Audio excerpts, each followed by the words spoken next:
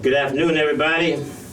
Hi, my name is John Washington. I'm the editor-in-chief of Flossin Media, and welcome to this edition of Black Beat Podcast, where we take an unapologetic approach to our blackness, where we love to explore anything that will bring an added value to our community and raise our human consciousness. Well, anyway, this afternoon I got a few guests with me here this afternoon, and as usual, I got the entourage with me with a special guest, Mims Rouse, who decided to stay around. Harrison, you in here? You in the house? I'm here, man. Introduce yourself, will you please? I am Mr. Harrison to him, but Harrison to the rest of y'all. And I've been here a long time. I've done this kind of work for a long time, working for Oregon Department of Corrections inside. I have done community work forever. So I'm good to meet you, Mr. Mims, and it's good to see you again. A lot of the work that you do, and the work that you do, and the work that he does is all intersected with my experience. So I'm just glad to be here. A little time difficulty today, but that was my fault. But certainly I'm glad to be here. Always glad to be among brothers that look like me, and some who even think like me. But, you know, like my mama used to tell me, just because you're my color don't make you my kind. And she was a geeky woman from the low country Carolina, so she knew what she was talking about. You know. And who's that young man we got in the house with us here today? Who's the young man in the house? Oh, the young man, that must be me. Does everybody else look older than you or something? Could be any of y'all. Your job is to get as old as we are. I'm trying. No That's the plan. That's the plan. So, Jarrell Scott, social media and digital marketing associate for Flossin Media for the Soul District, and just trying to make everything pop out here and make sure that you all see what we're doing, because we're doing a lot of good things here. So.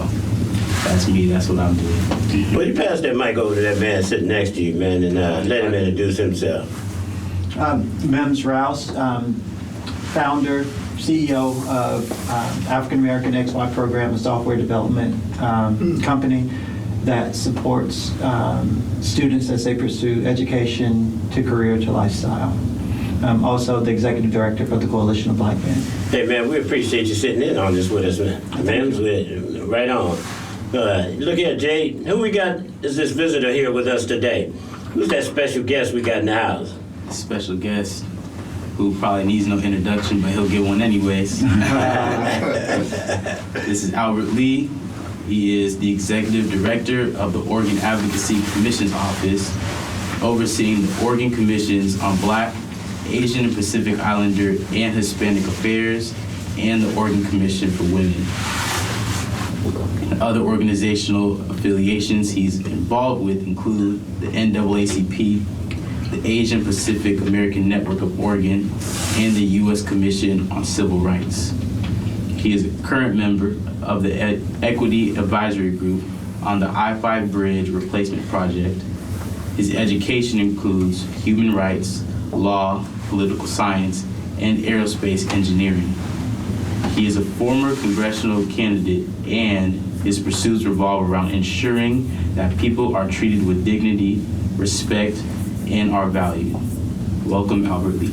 Well, that was quite I'm trying to tell you, that's quite. Hey, Harrison, we got an aerospace brother here with us. I think we should have got somebody. Who else we should have invited in here today? No, I think we invited the perfect folks. Mims Rouse, the whole, high-tech piece. Ronald's not in here, is he? Ron in here. Ron, he got his ear pretty close to the grind on this one, I'm sure. So Mr. Albert Lee, man, we appreciate you stopping in the house, man. Tell us a little bit about, come on, man, all that introduction, what are you doing these days, man, with this special titles? You got all these interesting titles. Our little agency is here to support the Commission on Black Affairs, the Commission on Asian Pacific Islander Affairs, Commission on Hispanic Affairs, and the Commission for Women. And within those commissions are regular, everyday citizens that are fighting for, our rights, fighting for, good legislation and policy that's going to impact our communities in a positive manner, build those bridges between our state government with community, and really to help develop new leaders so that we can continue making good decisions and having great representation in the state. Wow. Now, yeah, what y'all thinking about what he just said? It sounds like a whole lot of commission to me. Well, there's a whole lot of things that you have your hands in, a whole lot of different, buckets, and so it takes a whole lot of, like when you were talking to me earlier, you were talking about, well, you've been to Salem today, and you've been to all these different little meetings and connections. So that's really good. But I'm always wanted to know how you take care of yourself. Mm-hmm. Because the system has a way of burning us out in particular, so they can have an excuse to send us down the road. So taking care of yourself is a big deal.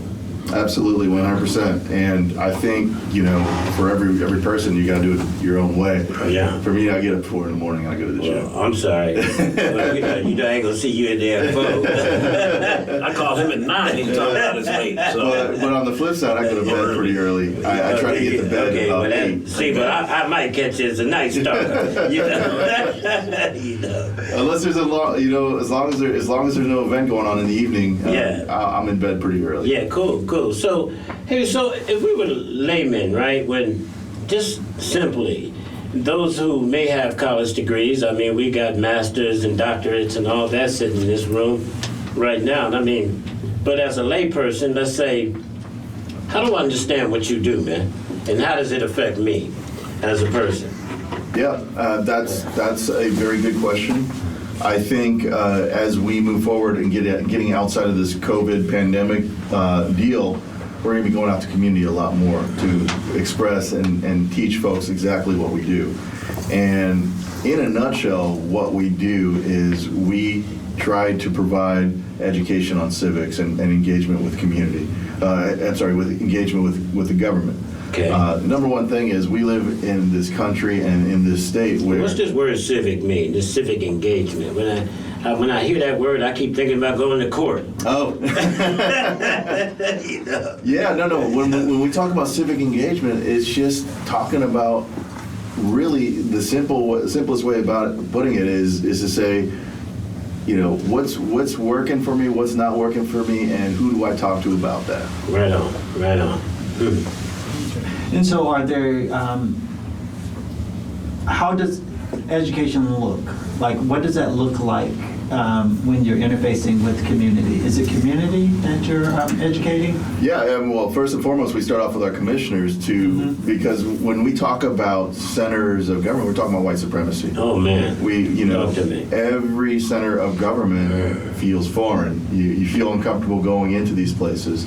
And that's step one, is to make sure that folks don't feel uncomfortable going into these places because, again, the government works for you and I, not the other way around. Theoretically, but we want to go beyond that theoretical aspect and get folks that understand, believe, and feel that and start exercising their rights. When Mims, you asked what does that look like for education and training? First and foremost, it is getting out to community and giving some basic civics lessons, basic training. You got a pothole, who do you talk to? Which government do you talk to go get your pothole taken care of? Or in the instance of, the harassment that you might face with the police department, who do you talk to? Exactly. These are the kind of things that we would love to expand on, and it is our hope that we can get more funding from our state government so that we can do more of this kind of engagement with community members. Ultimately, we want to have to build up the confidence of community to say, hey, I'm allowed to do this. This is something that I can do. This is something that I want to do. And honestly, we get cynical when we talk about politicians. We get cynical when we talk about our representatives. The reality because it's a cynical business. Well, the reality is our representatives are regular, everyday folks also. And they're not necessarily experts in every single matter that they discuss. And so where they get that information from is from the people, it's from lobbyists, it's from whoever is willing to come knock on their doors and tell them, what's what on a particular matter. So let me see if I can translate what I'm hearing you say to me. As a layman, what I'm hearing you say is you want to come into the community and you want to let people know that it is possible for them to serve and to be a part of the makeup and the discipline of politics, meaning that they can get involved with these committees where they can influence their own legislation and their own community and these agendas that politicians have. Is that somewhat what I'm hearing you say? Absolutely. You know, we've got lots of great community-based organizations like you mentioned APANO and the NAACP, Right. and they have branches that work specifically on specific measures. In fact, I think one of the things that the Asian Pacific American Network of Oregon is working on right now is getting a professional rate for our representatives in state government. Mm-hmm. So right now, state government, you know, your state senator, your state rep, they make just about $30,000 a year. Really? Senator Wyden and them only still making about 30 no, grand? Wyden makes more than that because he's been there longer. Not on the federal level. I'm talking about for your state Oh, representatives. your states, okay. And who does that squeeze out? You have to be independently wealthy. You have to be retired. You have to be a business okay. owner.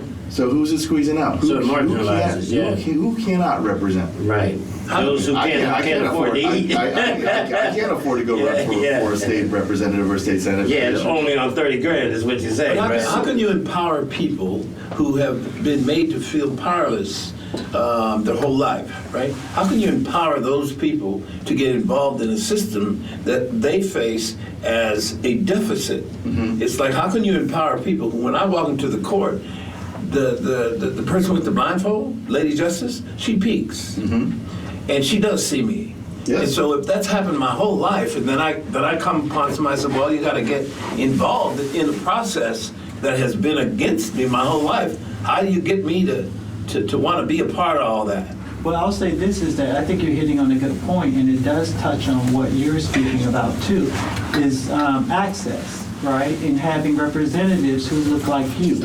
So if I, who might have your heart, right, and willing to do the work, if I know that this role is only paying $30,000, I'm not going to quit my corporate job to fill that role. I'm not going to quit my regular job. Pays more than that. Yeah.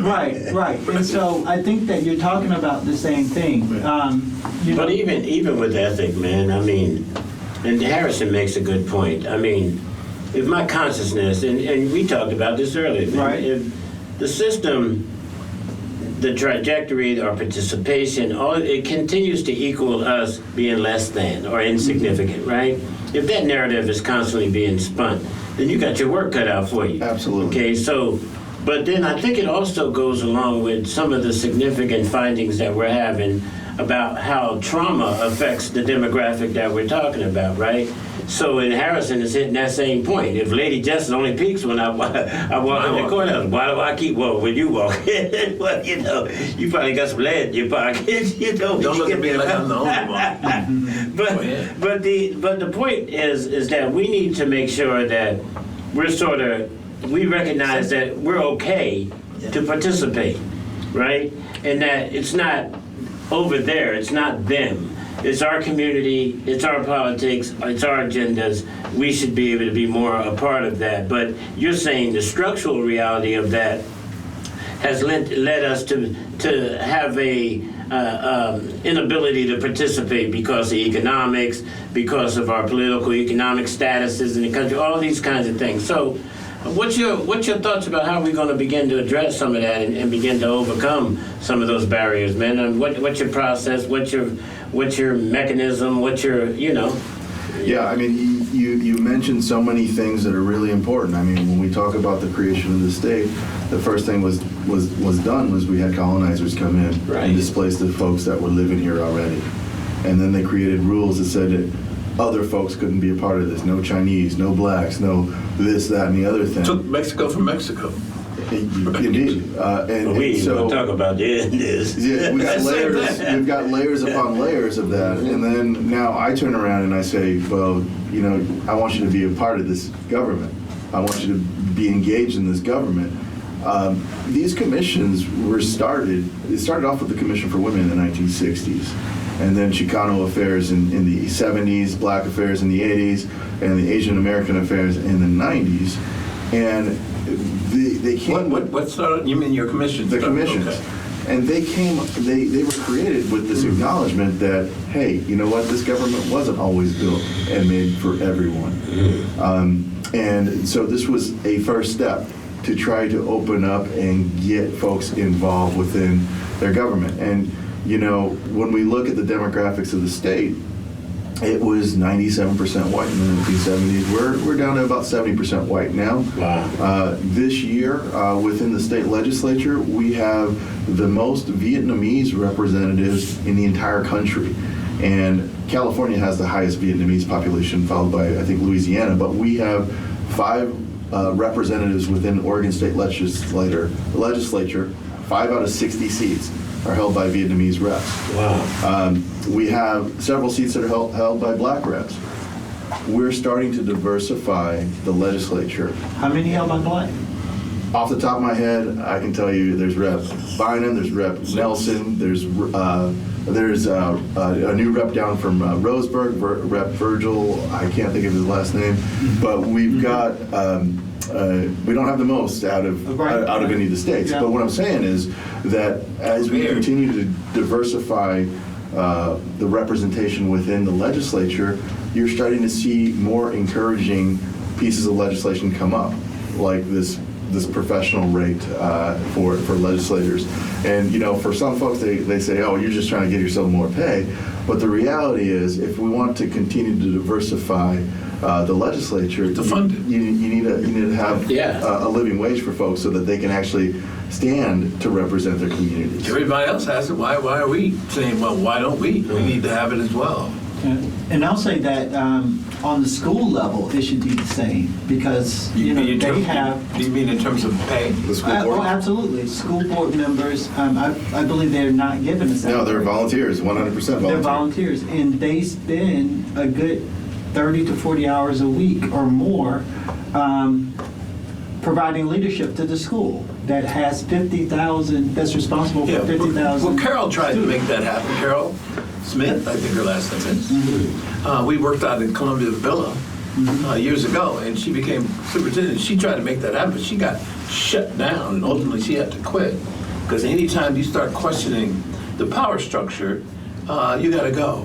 So how do we prevent that? Because those are the folks that are really, you know, Joe McFerrin, huh? Yeah. Right? Well, Joe's got that, you know, Rosemary Anderson High School and all that kind of stuff. He has survived basically because of his ingenuity and because of Rosemary Anderson, who was just a strong woman. But that's an exception rather than the rule. That's why there's only POIC and not alternative schools that are similar, at least not one or two others, but not anymore. Hey man, what are some of your obstacles you're seeing to your job? I mean, there are lots of Other than options. the systemic realities that resist you, but in terms of the community you're trying to impact, what are you seeing some of your difficulties in terms of? The biggest difficulty we have is funding. You know, there's 4 of us that are staffed to support the 4 commissions at this point. And we have another 3 folks that are working on a special project. I'm hoping that we can expand that. We have made our agency requests for significantly more staff so that we can actually do the work that's necessary to connect. So the funding will be for staff primarily? Staff as well as program funding so that we can go and make that connection and outreach to the community. So money is your problem. It's always the central. So if you don't get the money, then what? We have to go and continue doing our efforts as best as we can. Well, what has happened, though? One of the things that we can do is, by statute, we are allowed to solicit and secure both public and private contributions. So we've had some meager contributions. We have had some contributions from some good folks like. You're a 501c3? Yes, we're a nonprofit, and so we can take in contributions. Each of the commissions have their own donation links. But honestly, you know, we want to reach and have partnership with, you know, all of those folks that have been able to benefit from community to have them come and repay and to provide something back to community. So we're looking at corporations, we're looking at banks and credit unions and the like, as well as folks that are interested in supporting the cause, because we firmly believe that the best way to strengthen the democracy is to have full participation. Yeah, man. Yeah, but that's been this country's issue from the beginning, and then you decide to take this undertaking on. What is your predecessor's experience in the past, and how long has this opportunity been around your job and people doing what you do? Okay. Yeah, I mean, we've had good, strong folks that have tried and moved the ball forward. Mm-hmm. I come from the Army. I'm an infantryman from back in the day. And, and much like in football, as in war, it's a game of inches. Shut them down. And so, what looks like not a whole lot of progress is a bit of progress. We are fighting and we're pushing forward. If we can get a boost and we can get that pass and make that 10 or 15 yards, that's great. But we'll continue to grab for inches. And move it forward. Strong spirit, man. I mean, because it takes cats like you that got that kind of commitment, man, to be able to move these difficult agendas along. And so we've identified one issue is around finance, economics. You need something?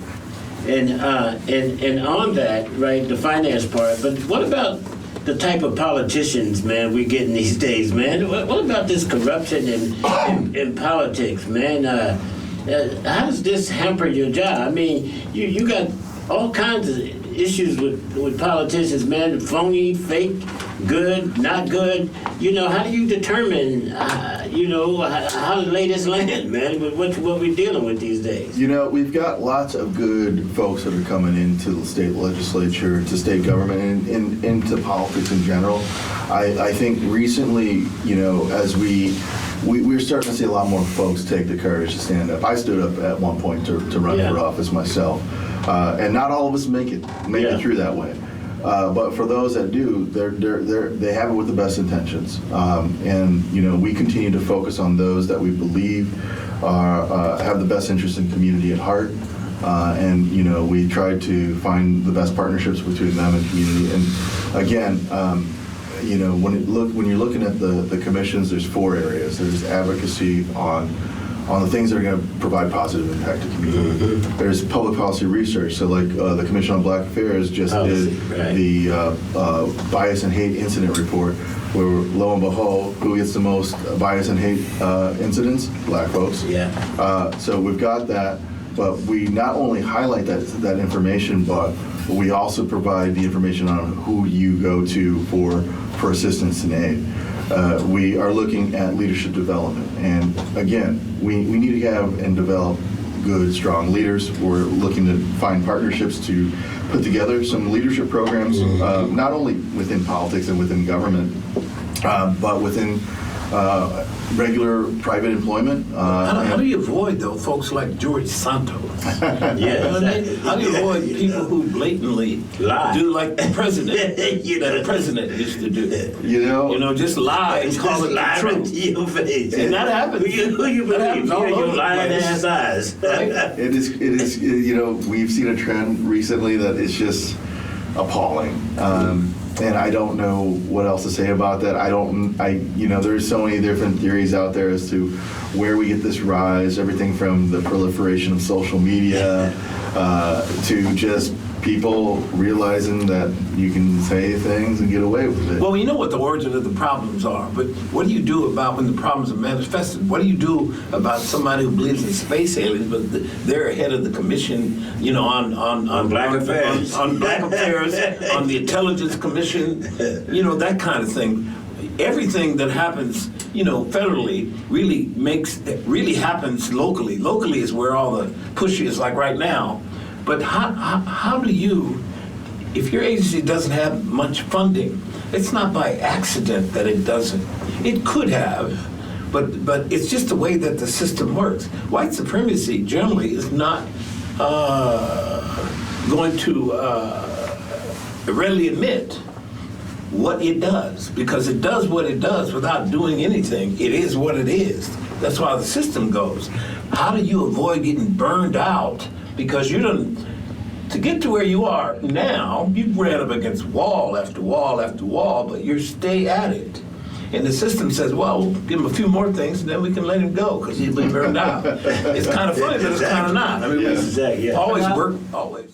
Did you know there's a new national broadband map? You can learn more about the internet services available in your area and help improve the maps by visiting broadbandmap.fcc.gov. Again, that's broadbandmap.fcc.gov. Yeah, but I'll say this, going back to your statement, your statement about the line. It's permissible now because all things are permissible due to Now? Obama. It started off as a lie. It did. But it became more visible and more Recently.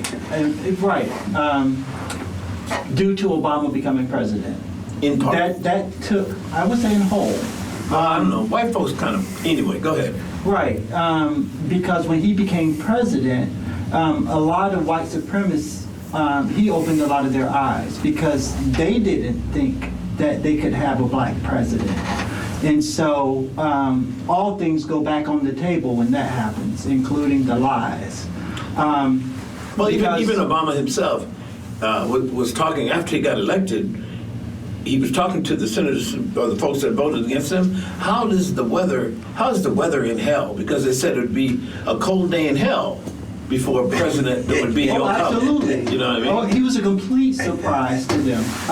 In becoming president, there was a white supremacist reaction to it, and that still has a rippling effect. Oh, absolutely. And so, and that woke up a lot of white supremacists to vote, right? To Absolutely. seek I mean, office. the birther thing came from that, right? Right. To You weren't seek born here. office. What was that one? Those groups of 4 commissions, 50s. groups of people who, they came into being as Obama became president. They started having That Tea Party people? the Tea Partiers, Yeah, right? We had never heard of a Tea Partier before Well, Obama. now you got a Republican Party. Same thing. Right. I mean, but now it's becoming popular, right? Well, I mean, I'll jump in right there. Yeah. So, Tea Party is an example of what happens when you can get people to come together. Interesting. And that's what I'm saying about our communities is we need to get that kind of solidarity, Go come back together. The Tea Party is what? Is what happens when you get people to work together in solidarity.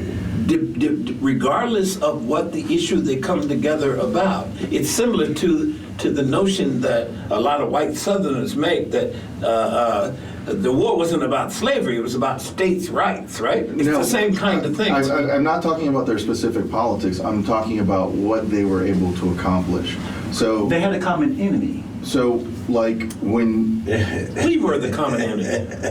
But what I'm saying is you can do the same thing within your own communities if you can build up. Right. On a positive note. Yeah, if there's a narrative that brings us together. But one of the difficulties, and I don't know if, again, I don't want to necessarily add salt to this wound.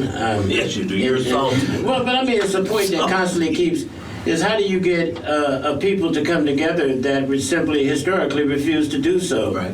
Under some of these agendas. And so, I mean, and it's waning even through generational. In the demographics, when we start recognizing any of the black historical organizations still have a difficulty enrolling young people to participate, the historical young people to participate in those It's not that they organizations. didn't want to get together. It's a matter of they weren't allowed to get together. When you couldn't congregate more than 4 black folks together in one place, by law, that was a way to dismantle that solidarity and that power. But that was back in the only day. It was Yeah, only but the we've barber always been shop able or to the do beauty this. Yeah, salon. and if we adopted that behavior, then how do we, and so this is what leads me back to my work today, and how do we begin to address the underlying trauma that creates that resistance to our advancement? Through education. Okay, and it's education. So you believe it's linear. I believe that one of our objectives is to provide the education. So you believe it's linear. So you believe it starts in the mind first. Is what I'm hearing you say. Is that I sounds think more, it starts. more than that. He's saying that, but he's saying more than that. It's for some it starts in the mind. For others, it starts in the heart. For others, it can be a combination. I think that it's a very complex problem that needs Say to the be least. attacked in multiple fashions, in multiple methods. For us in the commissions, we have the ability to do it by providing education on civics, by removing the veil around the centers of power, to try to encourage folks to exercise those rights that they have. So how does that look to you, Harrison? If he was to come to you and say to you, "Hi, I'm from the commission." How would that look to you? The first thing you don't come and tell me what your position is, because I generally don't give a shit what your position is. I want to know who you are. I want to know if you're if you're telling the truth, or you're just a bureaucrat, or you're just somebody who is spouting what the white folks are saying, kind of thing. And so my question is always, how can we get to a place where we can actually communicate, hear each other, and take the message that we have and pass it on to young people? Because those are the folks that I've worked with the most. Yes. Young people. But I'm talking about young gangster people, right? So how do we take soldiers? Good. How do we take the information we have and pass it on to them? Because I'll tell you what they say about folks that are talking like we're talking. Because I've sat up and talked with them for years. And they're like, oh, them niggas ain't talking about nothing, man. Come on. They ain't trying to hire me. I went and looked for a job from that guy myself. He told me to wait in the lobby.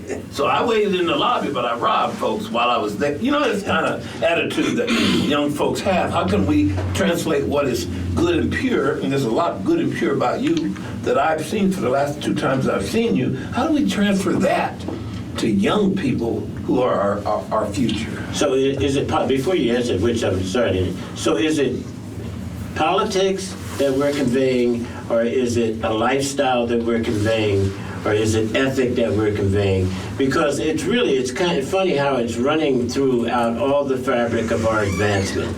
These similar adjectives, these similar identification markers, deficiency. The narrative constantly says we're short somewhere. So how do we begin that whole thing? So just to add to what Harrison is saying, in your thoughts. Yeah, first and foremost, don't have me on the show. You need to have the commissioners on the show. I'm a bureaucrat. I'm a government agent here that supports the work of the commissions. We got 9 citizen commissioners from a wide variety of backgrounds. So we've got commissioners that are lawyers and fancy folks like that. We got retired school teachers. At the moment, that we're not really interested in those folks. When you say that don't talk because I'm a bureaucrat, you're a whole lot more than a bureaucrat. You know that as well as I know that. So when you twist your mouth to say that, I have to say, bullshit. Come on, man. Get real with that. No, right? but what I'm saying is, you don't have the power, is what you're saying. No, what I'm saying is that your commissioners, these folks that got appointed by the government, They're the ones that have the power, is what you're saying. they're the ones that have the power. They're the ones that are involved with community. I'm here to support them. But you're the one that makes them look good. You do all the work, they get to go home, they make a whole lot more than $30,000. They're volunteers. All of our commissioners are volunteers. And so those commissions basically gather information from the community. I mean, what the organization does, commissions you're talking about, these and these committees, they basically gather information from the community to somehow or another help government govern. Yes, I'll give you a good example. So today we just heard about the destruction of that memorial down in Ashland that the city councilor had mentioned. Memorial. The memorial, yes. On Black Lives Matter memorial that they had down in Ashland. It was destroyed. Apparently, it was vandalized for a second time. Wow. We, staff is working with our commissioners right now. We're looking to organize an event down in Ashland, a listening session. We want to hear from community down there about how this impacts them. We want to try to get that connected with the city of Ashland. We want to hear from We're the. talking about Ashland, Oregon. I ain't talking about Ashley Black people. We're talking about Ashland, Oregon. We got black folks that live down there. No, Yes, well, we do. It's all that live, all that glitters ain't gold. You know, there's an organization down there based that is working to I have try friends to, that live in Ashland. that are trying to put together. Look, there's black folks that live all over the They state. sure do. And Burns. And Yes, but so like I said a minute ago, just because you're my color don't make you my kind. There are lots of black people that live in the country, and a lot of people that live in the Appalachians, and people don't know that. But that doesn't really mean that they're looking at the world as I do. And if they need my support as well as I need theirs. I'm really trying to get at the point that, you have a long road to climb. And when you say, well, you're talking to me, a bureaucrat, and I know you're a whole lot more than a bureaucrat, then we have to get down to the nitty-gritty. What can we do? Regardless, Commissioner, you say that they're voluntary. That's only because they make enough money to volunteer. So I think it's important for us to get down and talk about what we can do for ourselves instead of depending on, well, we got to depend on the money, folks, but So I'll give you a good point about the volunteers. So last legislative cycle, we got a bill passed that enabled us to compensate our commissioners who make less than $50,000. Now that might not seem like a whole lot, but it opens up the window for us to have more people engaged who probably couldn't be engaged because without this compensation. Right. So If I could add to that. Yeah. What is her name? The Hispanic representative. Rubio? Federal, on the federal level. that would be Salinas? Representative Salinas? Was it AOC or? Oh, okay. Alexander Ocasio or Is New it, York 12. Is it OAC? AOC. yeah. Okay, she ran for that position so that she could get health care. Originally, yes. Right. And so, and she's a phenomenal representative. No She was a question. bartender prior to that. Mhm. So, these positions, like you were saying earlier, are not occupied many times because people can't afford to occupy them.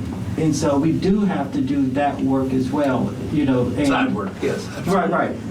We have to do foundational work, because I think that's the foundational Oh, that's work what you're is to. talking about, okay. But that's just one of those incremental steps that we talk about, That enabled us to open up the types of folks that can come and participate on these commissions. Right. Again, it's a game of inches. It's not, Right.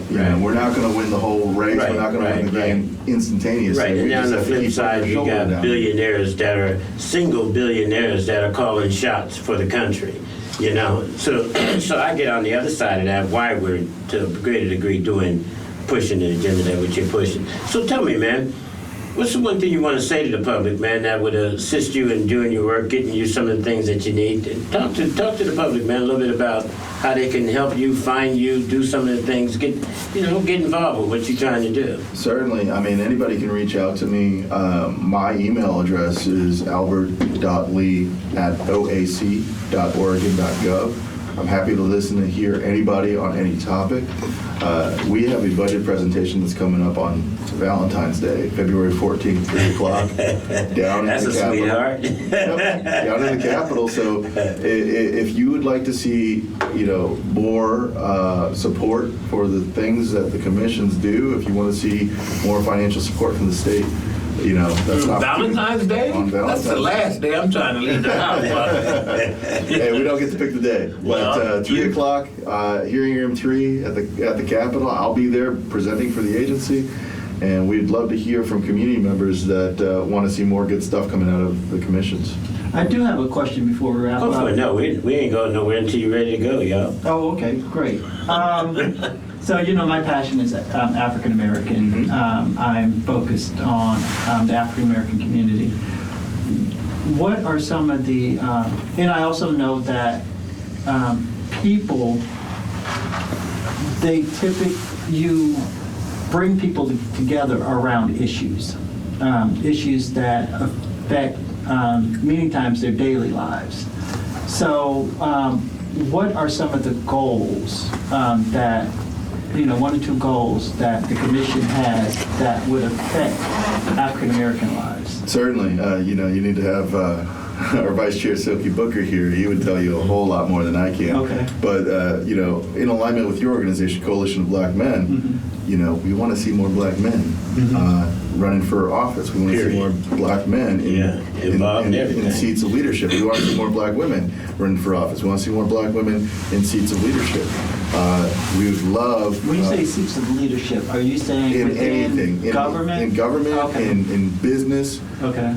Community, shit. He don't need to stop there. He needs to keep on running. Indeed. And so we, each of the commissions is always looking for community-based organizations and others to align with to try to develop some of these programs.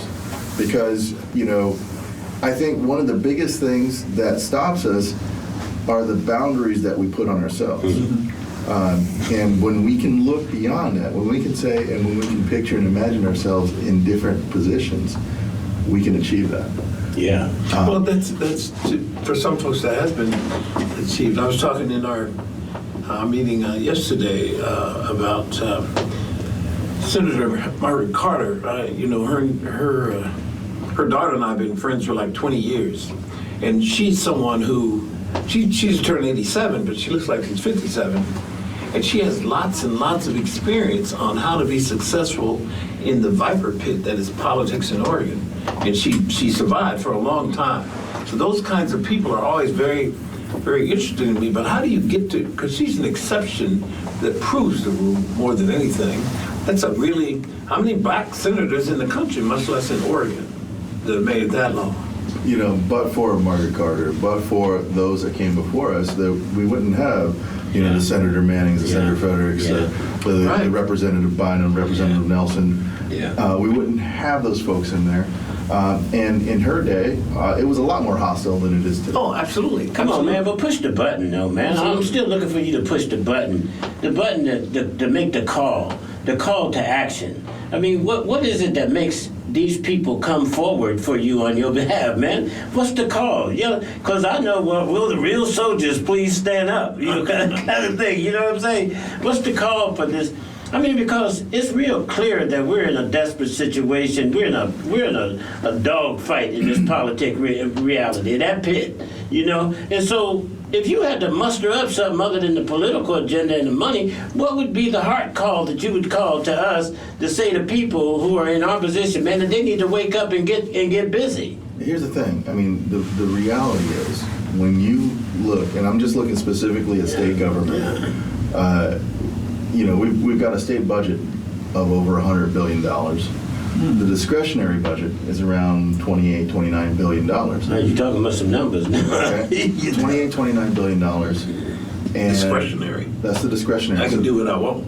So that's how we fund the different agencies. That's how we fund the different policies and whatnot. If you want your cut of that pie, you need to talk about it. You need to speak up. You need to stand up, and you need to reach out. And that is the thing that we want to explain to folks, is that it's up for grabs. The squeaky wheel gets the grease. The reality is, if you want something for your community, you got to voice it. You got to let folks know, the folks that are in power. And I'm tired. I'm tired of making all these efforts over the years, and every time I make an effort upwards, I get pushed down. One step forward, 2 steps back. 1 step forward, 5 steps back. But I've always been told, well, you got to do this, you got to do that. I've been doing that shit all my whole time here in Oregon, and I've been doing it since 1980, off and on, right? And so I know lots of those folks who have given up. Harrison, let me ask you this: 1980. The eruption. Yeah. And it's 2023. Would you rather be in 1980 Oregon, or would you rather be in 2023 Oregon? Oh, that's an easy one. Well, not for me, it's not. Well, that's okay. I was alive in both of them. That was what was important, surviving. And of course, I'd rather be alive now, because nobody I know want to just be dead. But what I'm So I saying know is- exactly what you're saying. Yes, I would rather be, but the progress is so slow. Sometimes I can't even recognize it. Sometimes I think that I'm sitting here in Columbia Villa in 1988. You know, when Mary Winston got shot and I went to work there. Sometimes I think I'm still there because a lot of stuff hasn't changed. Well, I'll say this is that we just haven't reached, I think, a critical point, right? So Really? the question is, okay, would you rather be in 1,000-degree weather or 500-degree weather? Neither one, they both kill my ass. Right. I mean, Absolutely, right? Well, so go ahead, man. right, and so to a certain degree, I think we're asking maybe not the right question. And so for me, I would love to see the commission do the work of identifying viable candidates and supporting them if that's within its power. Because, you know, time and time again, we know that people who win elections are the ones who are charismatic, who can speak simply to their base. And I think that there needs to be a hunt for those individuals who can be molded and supported to step forward as leaders. I like that thought, Mims, but I don't know. I take a little bit more of a hard line on human development or self-development, responsibility. You know, there's a little bit harder line that we need to. I mean, if our survival is based on our participation, then why can't we cognitively understand that we got to participate? And so, meaning that if we recognize that our survival is rooted in our ability to influence our government, then why ain't we selling that as a household reality? Just like water is important for us to drink, okay? And so that we as a community need to somehow take responsibility for some of those things too. We need to advocate on the behalf of ethic at times, you know? And that we need to recognize that our community engagement, our community responsibility is to participate in our government. So I don't know how that messaging has gotten skewed over the years, or we don't take that on as an initiative ourselves, but I do think we should take on some of that responsibility ourselves as a community. Well, I think that it's a big ask to envision that every individual will self-develop in that way. Typically what happens is you have an icon who comes along, who does the work. the empowering, hard work. Yes. the empowering, the vision. Come on, icon. You know, communicates. Am I looking at the icon down there? Well, I'm just saying from my observations, it has been that. I mean, look at Hitler, right? It's that person who. Well, I mean, there's a lot we can. There's a lot we can learn from how he operated. You know, he was an evil person, but at the same time, we almost had our own Hitler What and do you mean Mussolini. almost? And, I don't buy into the whole charismatic leader bit. I think reality. The reality is you develop systems to build leadership. Yeah. You know, the commissions can't pick and choose political Yeah. leaders. But to let me look at. tell you something. Let me tell you something. No, I Here's want- what, what you want- here's what I what you deal want with to- on a tell regular us. basis. Okay. What I deal with on a regular basis is I'm up at Emmanuel Hospital or Providence Hospital, one of those hospitals, and I'm at a last breath ceremony because I have been to over 36 last breath ceremonies from people who have died of ODs, right? Those are the people I deal with. That's why I'm certified by the state of Oregon to help folks like that, right? How do we deal with those people? Because I can talk from up here all day. I can talk about power and all that. But then when I leave here and I go over to Emmanuel Hospital and this person is on his dying last breath and all he wants to do is make sure that his family, his child is okay. But they don't know what to do with this loved ones. We deal with so much death in the community of people that look like me. And each time somebody dies, somebody else is ready to kill someone else. Where does that come from? It comes from up here a lot of times. well, and I'm going to keep beating this drum. I apologize. It's all right. You gotta You know, try. it's and maybe charismatic isn't the right word. Maybe the word is inspiring person. But that person has to have the correct message. And although we might want to believe that community really is, or society is really driven by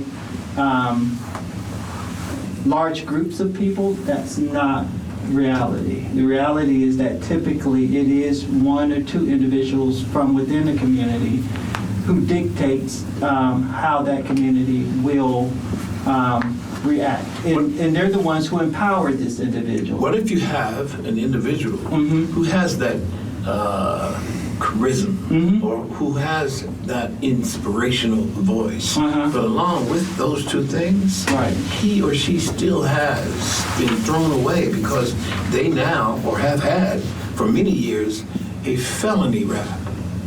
There are lots and lots of people in Oh, this community absolutely. and over the world. Right. They have all of that, but they were put down from the beginning. They got a felony rap, and they can't get rid of that. And that's throughout the country. Oh, What do you absolutely. deal with? How do you deal with that? Are they just Throw away? Thrown No. away? No. And in fact, that's one of the pieces of legislation that's going on this session in the legislature, is to be able to get incarcerated folks as well as ex-cons the ability to vote in this state. You know, again, these are... Well, most of them have the ability to vote, actually. Incarcerated folks don't have the right to vote in the state. You know, Really? they get counted for where they're housed in the rural areas, but they don't get to vote. The census, yeah. And so again, this is one of those incremental steps. We're trying to move the ball forward by the inch. When you talk about, you know, these last rites that last breath. last breath Yeah. situations, you know, that is the end product of the destruction of our communities. It is the end product of the destruction of our educational system. And the strengthening of white supremacy. And so what we're doing to combat that is to try to rebuild those structures that were dismantled, and at the same time oppose those structures that continue to harm community. Yeah. It's a big task. Yeah, it's a big It's a one, y'all. giant task. Hey, look here, y'all. Hey, this has been a great conversation, man. I really am, you know, again, I am thankful that you decided to come out and share with us and be a part of this. And again, for me, the systemic woes that our community experiences is just phenomenal. I mean, it's just beyond sometimes my capacity to grasp the edge of the barrel or the ends of the envelope, however you want to call it. It just seems like it's a vast pool that we have. But one of the things that I want to remind us of is that we need to be constantly diligent about how we develop our next generation of our community. And that I think that taking some of that responsibility, and as men, I think importantly, is that we need to make sure that we invest in understanding the very things that govern and influence our lives in our community, and make sure that we begin to fortify that young developed mind or that young developed corpse, or however you want to look at it, to begin to advance these agendas by investing our time and effort in focusing on that young vessel to steer it to what is important versus what isn't in terms of community participation. Priorities. Yeah, what our priorities are. I mean, we teach them that to eat, to drink, to shower, to do all these things are important. But somewhere along the line, we get twisted that believing that a car or a pair of sneakers is more important than understanding the legislative, our ability to understand politics and government. So I think, and maybe that's education, maybe that's our family, maybe it's a number of things, but I think for right now, it's us each individually taking one, teaching one, and reaching one. Hey, listen, y'all, I appreciate y'all participating with this episode of Black Beat. Hey, John? Yes, If sir. I can just say one thing. I Sure, think that we Mr. should also, thank you. Yeah. I think that we should also continue to work up community building, ensuring that, you know, the pastors, the business leaders, you know, leaders within our community are getting together and helping us build community, you know, and ensuring that we're not acting in silos. Appreciate you, man, on that one. And again, take the time to listen to somebody and to make sure that y'all begin to influence these young minds in a direction that allows them an ability to survive in a hostile environment. Hey, y'all, again, I appreciate your time and your effort. And, oh, yeah, one last thing I want to just tell you and answer the question I was asked. Would I prefer to live back then than to now? I think I would prefer now, because I must say that we're living in one of the greatest times in the history of our time. And their opportunities today are greater than they've ever been. So take heed, take opportunity. But there's also fentanyl. Well, you also have choices. You know, so anyway, y'all have a great Emphasis afternoon. on opportunity. Yeah, on opportunity, and you got choices. Again, thank you, my brother, for coming in and sharing with us a little bit about what you do. That's a wrap, y'all. All right.